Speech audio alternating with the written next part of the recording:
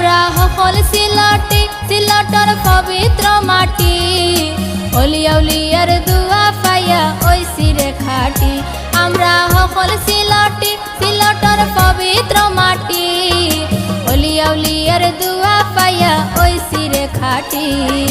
পীর দরবেশর দুয়া লইয়া ওই সিরে খাটি